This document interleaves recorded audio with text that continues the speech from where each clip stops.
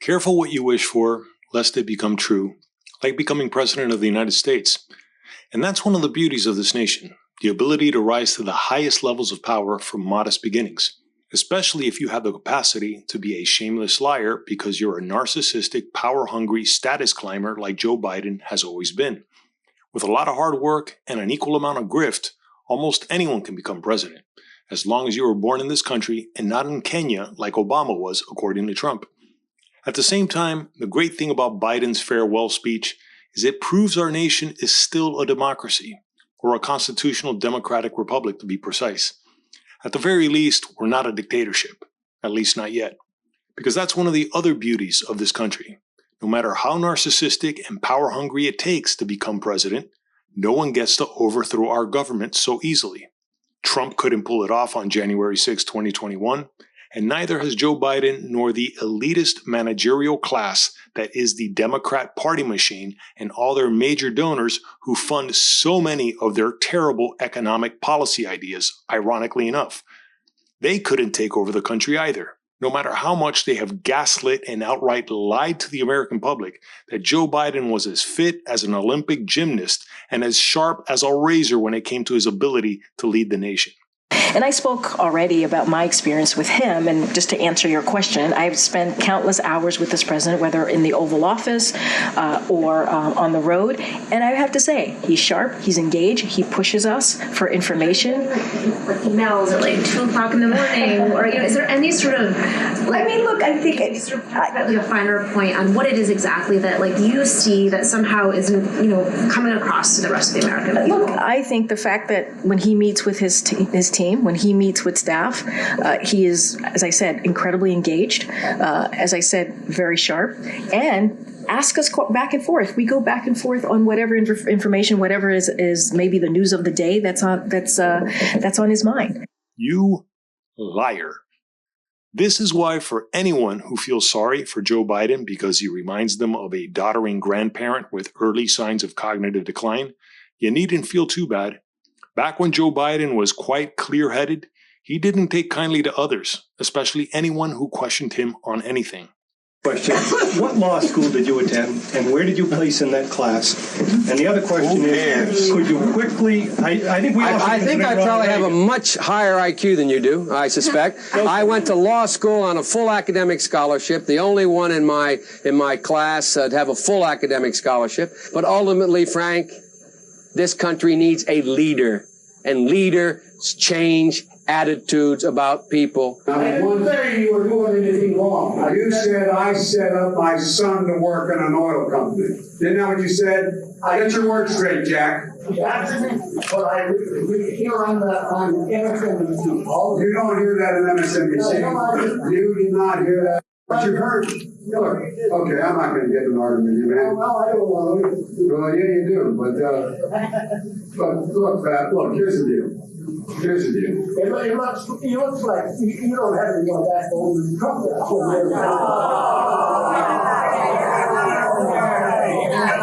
Let him talk. Any other questions? Yeah, all right. No, I'm not voting for you. Well, I knew you weren't, man. You think I thought you said I would vote for you? You're too old to vote for me. All right. And it's important to remember his many lies throughout his storied career as a Delaware senator who rose from humble beginnings from Scranton, Pennsylvania. From plagiarizing speeches to rambling on about not backing down from a gang leader named Corn Pop, to lying about the true cause of his first wife's tragic car accident by falsely accusing the other driver of drunk driving, it seemed there wasn't a truth that couldn't be stretched far and wide enough for Joe Biden as long as there were cameras around. There was even a time when he sounded like a Republican cartoon villain, saying things like this in Congress about crime and gang violence when it came to young Black Americans, knowing full well he was live on tape, but assuming he was on the right side of history, instead of having the self-awareness that he was just morally grandstanding as usual. There's a second thing that we all have agreed upon, and that is unless we do something about that cadre of young people, tens of thousands of them, born out of wedlock, without parents, without supervision, without any structure, without any conscience developing, because they literally, I yield myself 3 more minutes, because they literally have not been socialized. They literally have not had an opportunity. We should focus on them now, not out of a liberal instinct for love, brother, and humanity, although I think that's a good instinct, but for simple, pragmatic reasons. If we don't, they will, or a portion of them will, become the predators 15 years from now. And Madam President, we have predators on our streets that society has, in fact, in part because of its neglect, created. Again, it does not mean because we created them that we somehow forgive them or do not take them out of society to protect my family and yours from them. They are beyond the pale, many of those people. Beyond the pale. And it's a sad commentary on society. We have no choice but to take them out of society. There is more than enough documentation of the good, the bad, and the ugly about Joe Biden's career. That's why I'd rather focus on an angle not too many journalists will comment on because they're understandably averse to opinionizing or speculating on a politician's character, especially if that politician happens to be from their political party. But since I'm not a journalist and I have zero allegiance to any political parties, I'll speculate away. Because it's worth adding this perspective to our much-needed national conversation about the kind of people who dedicate their entire lives to seeking power like Joe Biden has. More people need to be aware that they're not in it for public service as much as they're in it for self-service and their grandiose desire to become historical figures. While most people will claim they already know that about all politicians, it seems like they forget that when it comes to politicians from their political party. In other words, if you're a Democrat, you're not going to be saying that about Joe Biden, and much less Kamala Harris, who's now being presented as the only logical choice for our first female president by certain media outlets. And don't dare criticize her if you don't want to be labeled a racist or a sexist. And the same thing goes with many Republicans, let alone religious conservatives when it comes to Donald Trump. He's already got the full cult of personality going, almost to the point of being crowned king for life.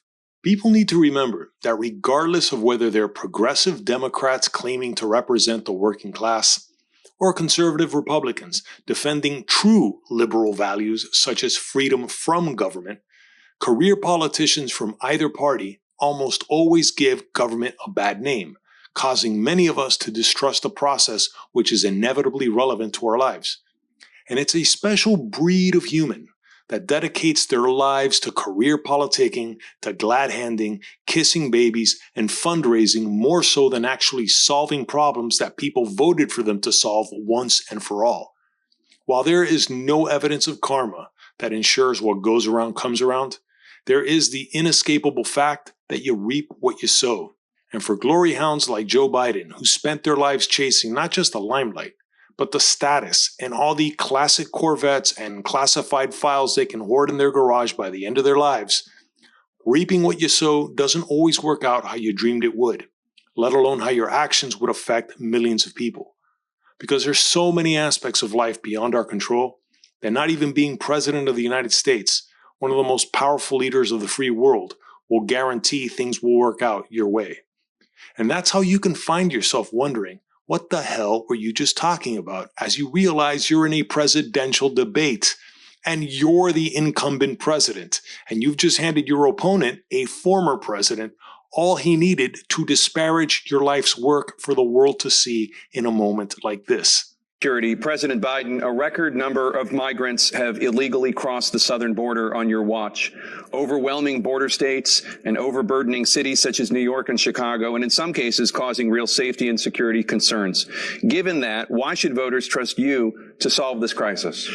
What I've done since I've changed the law, what's happened, I've changed it in a way that now you're in a situation where there are 40% fewer people coming across the border illegally. That's better than when he left office. And I'm going to continue to move until we get the total ban on the total initiative relative to what we're going to do with more Border Patrol and more asylum officers. President Trump? I really don't know what he said at the end of that sentence. I don't think he knows what he said either. Elder care, making sure that we continue to strengthen our healthcare system, making sure that we're able to make every single solitary person eligible for what I've been able to do with the with the COVID. Excuse me, with dealing with everything we have to do with. Look, if we finally beat Medicare. Thank you, President Biden. President Trump? Well, he's right. He did beat Medicare. He beat it to death, and he's destroying Medicare because all of these people are coming in. They're putting them on Medicare. They're putting them on Social Security. They're going to destroy Social Security. This man is going to single-handedly destroy Social Security. These millions and millions of people coming in, they're trying to put them on Social Security. He will wipe out Social Security. He will wipe out Medicare. So he was right in the way he finished that sentence. And it's a shame. What's happened to our country in the last 4 years is not to be believed. This is why no one should feel sorry for Joe Biden or people like him, including Donald Trump. These are people who will step on whoever they need to step on to acquire status and power and just a little more wealth than they already possess. All the while, they're never really solving problems, particularly those that would make them useless to others. It's not in their interest to help voters become less dependent on government. And this is true for both Democrats as well as Republicans. Yet everyone is bound to reap what they sow. This is why even the most narcissistic, self-serving, duplicitous, power-hungry psychopaths should be careful what they wish for, lest it become true, such as becoming president of the United States, if only for just one term, until you're basically pushed out of power for yours and everyone else's good. If I got anything wrong in this video, please let me know in the comments below.